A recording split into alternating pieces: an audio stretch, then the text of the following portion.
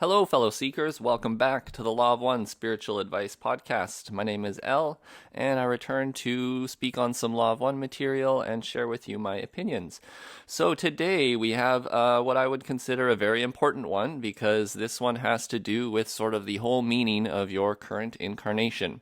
And that would have to be the inescapable choice, or maybe the choice in every moment. There is this thing where the illusion that we live in is somewhat of a holographic illusion, which allows somewhat of a magical circumstance to take place where every time you have an intention set to make a choice towards, let's say, good things or service to others, you will be offered the corresponding opposite choice, the dual opposite choice of what you seek.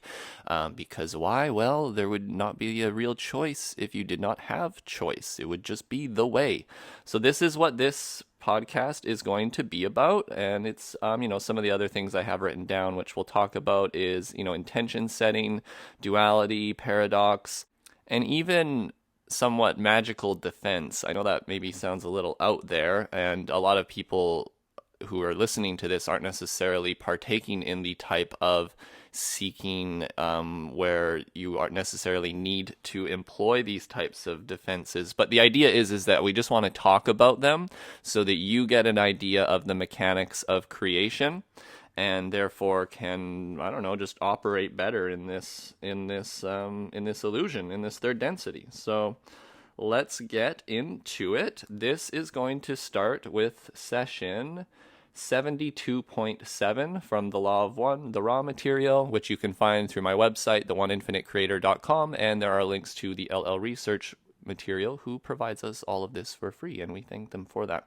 So session 72.7, I have the small part that I want to highlight, which is this. Ra says, that which is intended has as much intensity of attraction to the polar opposite as the intensity of the intention or desire. And we're just going to read sort of the longer version of it. So this is the full section of 72.7. Ra says, the law of confusion, or free will, is utterly paramount in the workings of the infinite creation. That which is intended has as much intensity of attraction to the polar opposite as the intensity of the intention or desire. Thus, those whose desires are shallow or transitory experience only ephemeral configurations of what might be called the magical circumstance. There is a turning point, a fulcrum, which swings as a mind-body-spirit complex tunes its will to service. If this will and desire is for service to others, the corresponding polarity will be activated. We may note that such a configuration of free will, one pointed in service to others, also has the potential for the alerting of a great mass of light strength. This positive light strength, however, operates also under free will and must be invoked. And we'll call that the end of the quote.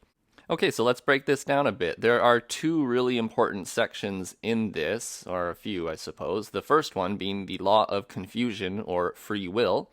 They are known as the same thing because they are the same thing. It's like sort of like your free will to be confused is your free will. We come into this third density to know nothing, to come behind the veil so that we can be somewhat seemingly separated from the Creator, at least the knowledge that all is well and that we are a creature of the one infinite creation and that we are all one. We come behind this veil of unknowing so that we can make a pure choice.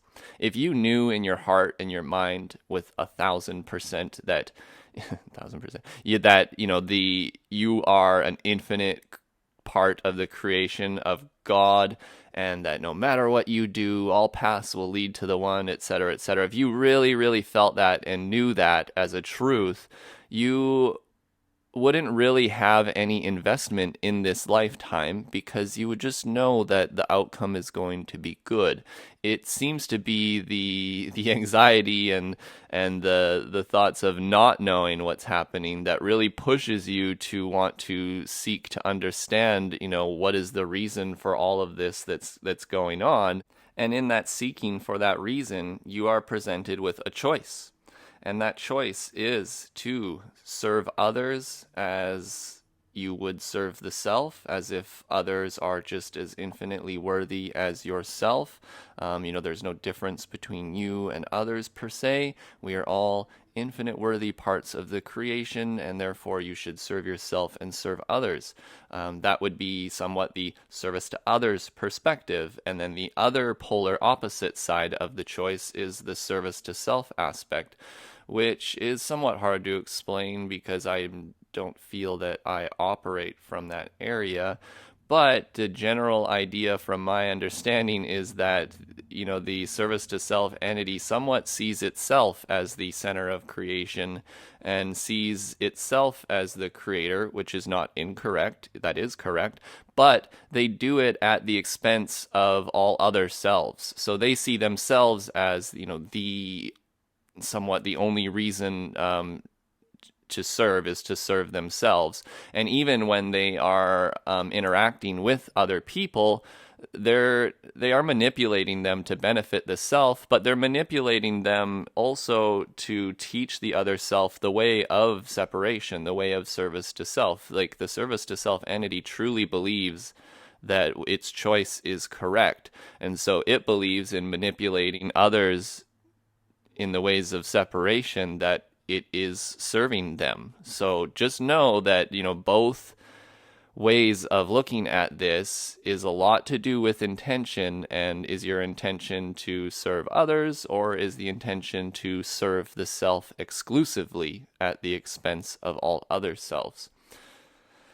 And that, my friends, is your beautiful choice that you have in every moment. But what do I mean about every moment? Well, that is sort of the major aspect of this podcast that I really want to drill into you here, which is the magical circumstance of our creation, which is that there is, we live in a holographic projection of the one, which means that although you think everything is very physical and unmoving and solid, it's like the creation is more liquid than that. It flows more than that, at least in terms of consciousness. The things that manifest are more free flowing in that no matter what you do, where you go, the choice shall be presented to you. You cannot escape the choice. I mean, it's kind of sucks in a way, I suppose. If you're wanting to be totally free, well, you could be totally free to be completely ignorant, and that is also somewhat allowed. But we'll talk about that later. It's called the Sinkhole of Indifference. But however, right, what I want to talk about now is that if you set your intention to serve others, you have, okay, I understand these concepts. In my heart, in my mind, this feels right. I set my intention to serve. I want to do good. So then what will happen when you do that, when you set that intention? This is a magical and powerful moment in your life. What will happen in the very seemingly near future is you will be presented with a choice as to that intention. So do you want to serve others? You are going to be given the corresponding opposite choice and tempted to serve the self. You will be given the complete opposite of what you desire. And I'm not saying that you won't also get what you desire. It's just more that in order for it to be a proper and true choice, you truly, purely want to serve others, you will be given a fairly tempting situation in which you will be, given the possibility of choosing the option to do the opposite of that, which is to serve the self at the expense of the other selves. So I suppose what I've learned in my seeking is that when I do make that intention to really push and serve others, I need to somewhat, kind of be a little bit more on alert and use my discretion and discernment as to the things that will come into my life in the very coming near future. In that I don't want to be tempted and tricked into choosing the opposite thing when I'm thinking that I'm choosing it for service to others. But the creation is tricky, and the ego is tricky, and the ego is very, in its shadow self, it likes to trick you and avoid and suppress. And so, it is somewhat easy to be tricked by the temptations. But like I say, the point of this is to know that when you essentially have a somewhat pure choice to serve others, you will be tempted and given the opposite polarity of that choice. Which, I was mentioning at the beginning here, we were going to talk about somewhat like magical defense.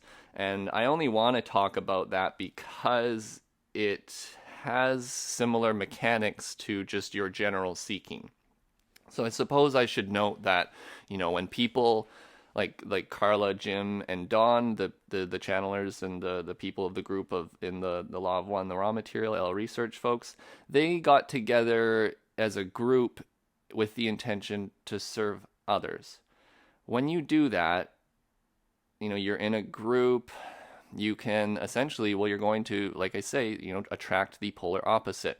So you can think about it as outside entities, but what it was, they explain the material is some outside fifth density entity wished to put a stop to their good intention, and not necessarily just to put a stop to it, but to offer their version of service, the service to self path. And in that, they're somewhat attacked by this negative entity, this negative fifth density entity. But really, if you try to explain that to someone, it's obviously quite out there. I think the better way to look at it is to look at it from an internal perspective. Things may be outside of you, but really the mind contains all things. There is...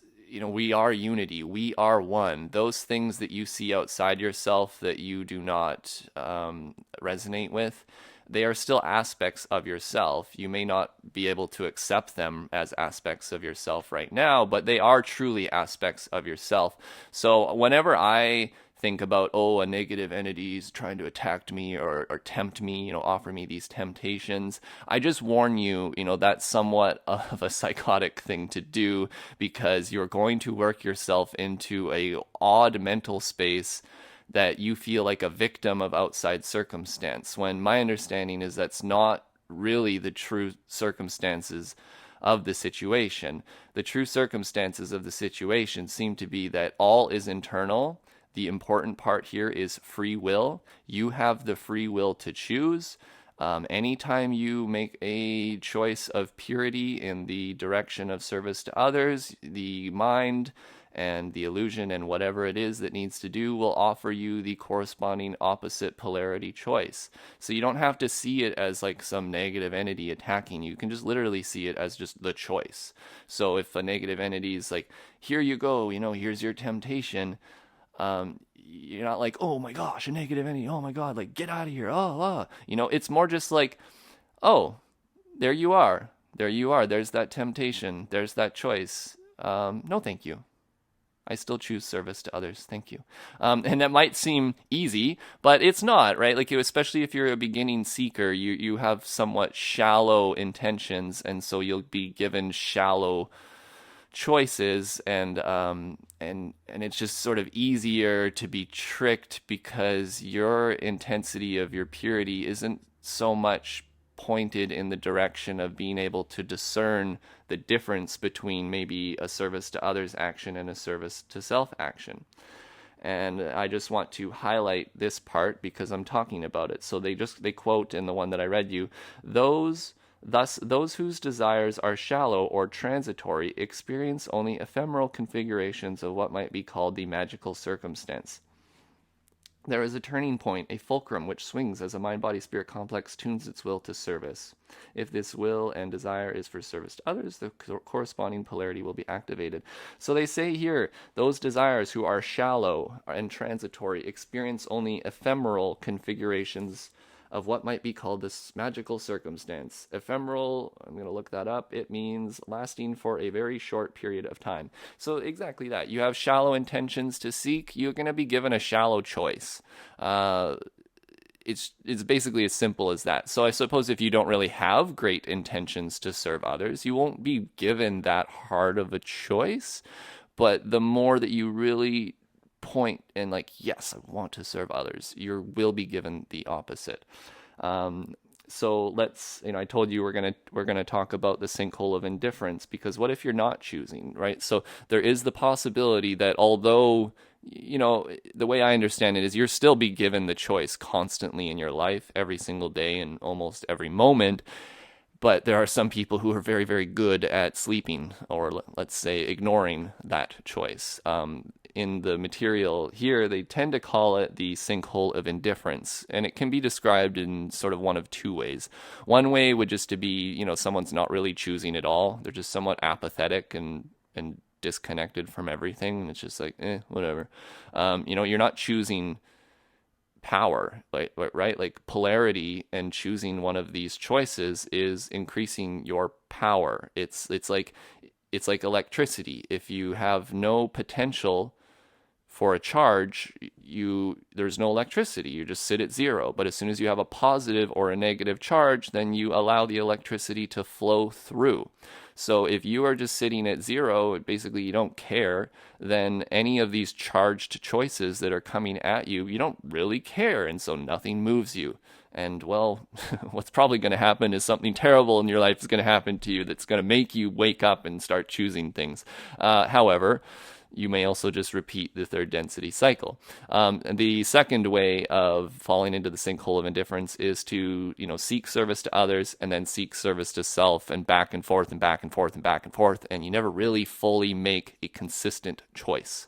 And that just reminds me, oh my, consistency. Choosing the same choice over and over and over again. Time is an illusion. We only have now. There is only ever this moment right now. The future and the past, for all you concerned, don't even exist.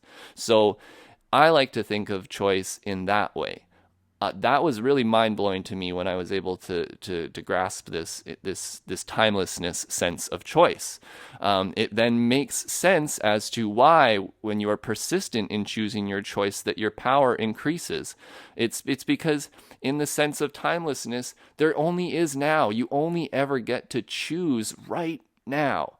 And so right now, whether you're talking about in the future, it's still going to be just right now. And so that's your choice. And your choice reverberates, forward, backwards into all of creation at all times. And it's like the fluidity of unity is such that your choice in this moment affects the choices of every other choice in the entire universe. You are such a powerful being. You have no idea of the change and the difference and the weight of your choices and your intentions. They matter. They very much they very, very much matter. I can explain it this way in the sense of the timelessness thing, right? If you're not choosing the same thing over and over again with consistency, meaning, in my opinion, choosing service to others over and over and over again, that means that the purity of your desire to serve isn't as pure maybe as you thought it was.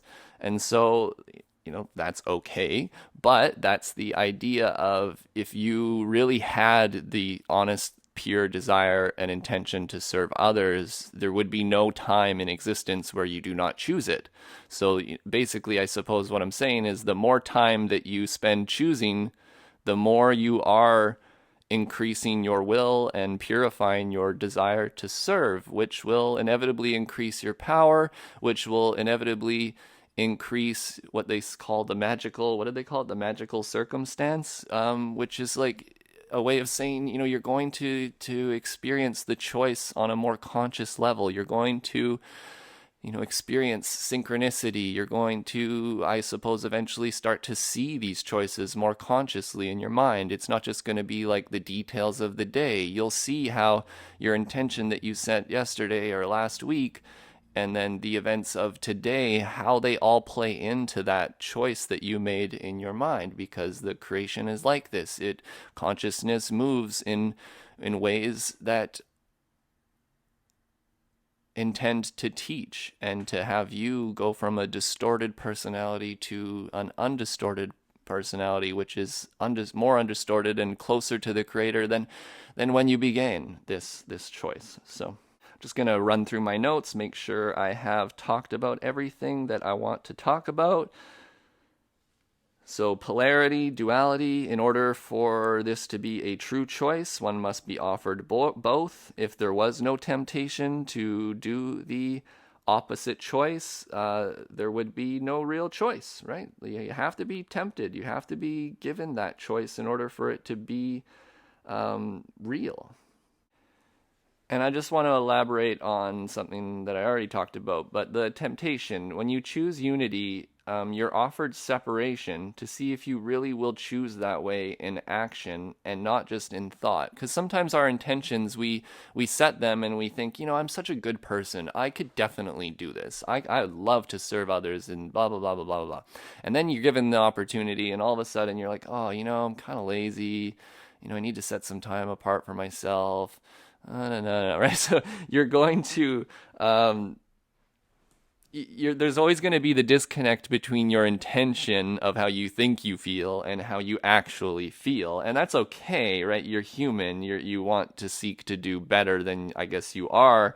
And so that's great. But I suppose what I'm getting at here is that sometimes we think we're more pure than we are, and that's the ego. And so I guess what the creation does is just tests you. It says, okay, so yes, you think you want to serve others? Well, here you go. I'm going to give you that choice. Are you going to choose it? Or are you going to default back to that, that other thing that the laziness, the sinkhole of indifference, the service to self? Are you going to default back to that, to the easy sort of ego type stuff? So I'll just read you a section from section 68.16 where they talk about that negative entity who kind of is sort of attacking them, or instead I would more look at it in a proper view to say that the negative entity is offering them its path of service.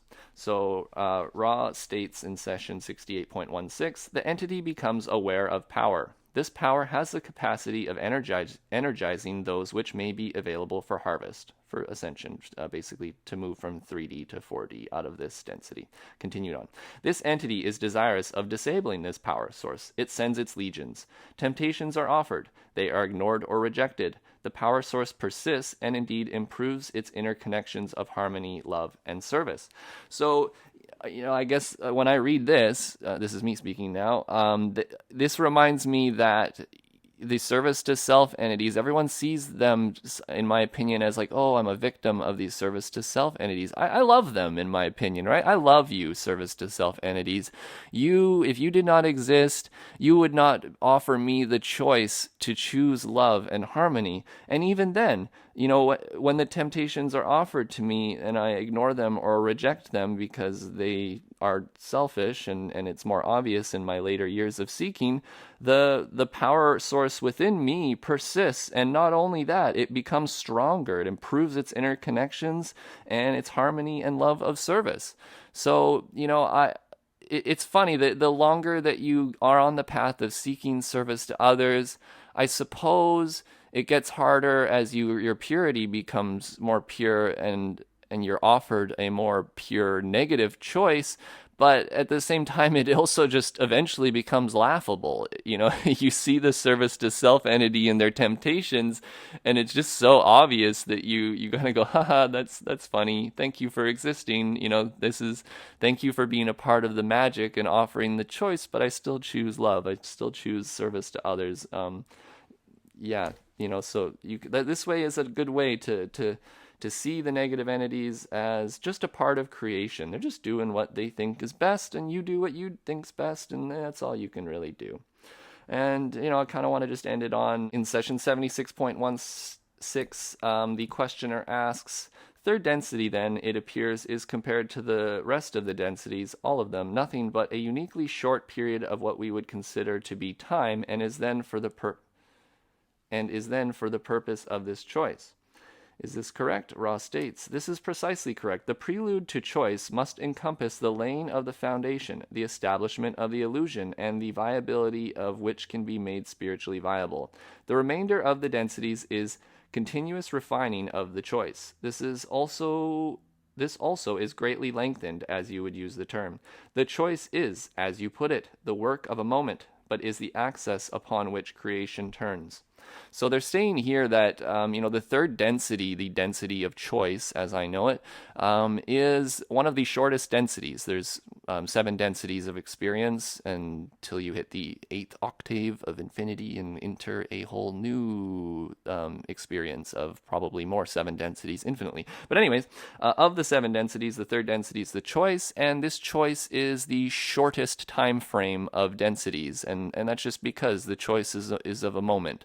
And as you choose that choice of service to others or service to self, you are making your choice of your path back to the Creator. And so the rest of the densities after that, 4th, 5th, 6th, 7th, are just refinements of the choice that you've made in the third density. So that's why they state the choice is, as you put it, the work of a moment, but is the access upon which the creation turns. And I'm going to just finish up here by adding my warning to all my fellow spiritual warriors out there, seekers. So I am a very analytical person. My mind likes to analyze things, contemplate, which is good. It's probably a reason why I'm here and doing this podcast. But at the same time, it, like with all gifts come curse, curse, gift, same thing. I would suggest that when you are thinking about these things, you remember that these are still very specific details. And Ra states in session 84.7, it is a grand choice that each may make to, by desire, collect the details of the day, or by desire to seek the keys to unknowing. What is it saying here? Well, I am kind of trying to say that choice, details, always inspecting and adding, taking stock, measuring your service. Oh, am I pure here? Am I pure there? When I make this intention, I need to be vigilant for these other things to come. Like, what I'm trying to get at is you try too hard and you are so obsessed with the details of the day and every specific little bit of every choice. Oh, well, I don't know how to explain it, but that somewhat is a service to self aspect because you're trying to control. Control is of service to self, acceptance is of service to others' path. So, as much as I explained all of this, and it's very intellectual and great in your head and gives you stuff to think about, I would still just caution to back off a little bit from it. Like they say in here, you have to be 51% in intention, action, thought, service to others in order to graduate. I always disliked that number because it gives people like me who like to measure something to obsess over and like, am I perfect? Am I going to make it? Am I going to make the grade? And just drop it. Get rid of those thoughts. All you got is you. You hold the power and the keys. You are a part of the infinite creator, and everything that you need to learn and learn to love and accept and grow is always in front of you at every moment of every time in the creation. You do not need to worry so much and fret and have anxiety about making perfect outcomes and perfect choices. All you have to do is know your intention. Is your intention set to serve others? Is your intention set to serve the self? You choose as you will. And I don't want to go into so much about service to others, service to self. Someone's always going to say, well, it's not selfish to take care of yourself. No, it's not. Quit thinking that way. You aren't any different from the other self. So you got to be a good example of how to serve others is how you treat yourself too. There's no separation between it. The service to self path is the path of separation, which sees itself separate from all the others. We want to try to see ourselves as unified with other selves. That to me is sort of the more truer truth. Well, I don't know, the truer of the two paths, right? I've also heard elsewhere the service to others path is the path that is, the service to self path is the path that is not. However, the Creator allows the free will of all of us entities to choose whichever way we wish to make it back to the Creator. And I bless that, the Creator has, I'm grateful that the Creator has given us this free will and this choice so that we may seek as we see fit. And, I'm grateful for free will. I'm grateful for you guys. I'm grateful to have the choice, and I'm grateful for, I suppose, my ability to discern these concepts and think about them and not just fall into the sinkhole of indifference. So, my friends, it is a grand choice that each may make by desire to collect the details of the day or by desire to seek the keys to the unknowing. Ultimately, I sound like I know lots of stuff, but I know I do not know. Ross says somewhere else it is imperative that, one must understand that they do not understand to, make it, to graduate from this density. And it's a bit hard to explain, but it's sort of like saying, thy will be done. I do not know. All I know is to love, right? The brain wants to come up with all sorts of stuff and reasons and ideas to do what it does, but the honest answer is we don't really know what we're doing. But what I do know is that the love in my heart that I feel when I serve others and I attempt to, do well or whatever it is, that feeling in my heart is real to me and is something that I'm not going to ignore, and it's really the only thing that I guess I do know, and so I'm going to roll with that to the best of my ability, and I hope you all make the choice, as you see fit as well. So everybody, thank you so much for listening. I love you. If you appreciated this podcast, you can get links to it for free, theoneinfinitecreator.com, and you can scroll down and there's a little support section there. I try to give all this information for free, as freely give, freely receive is somewhat my philosophy. So yeah, if you find value in this and you wish to reciprocate, then I would absolutely appreciate it if you join my Patreon. Shoot me a one-time PayPal. Just anything encourages me to keep going. But regardless, I wish to freely give this service anyways. So here I am. My friends, I wish you a wonderful day and the rest of the week. And I'm not sure if I'll have another podcast out for Friday. It's kind of a hectic springtime, lots of busy stuff going on, but I will do my best to hopefully get another one out by the end of the week. And if not, then you'll hear from me again on Monday or Tuesday. So thank you guys. Take care.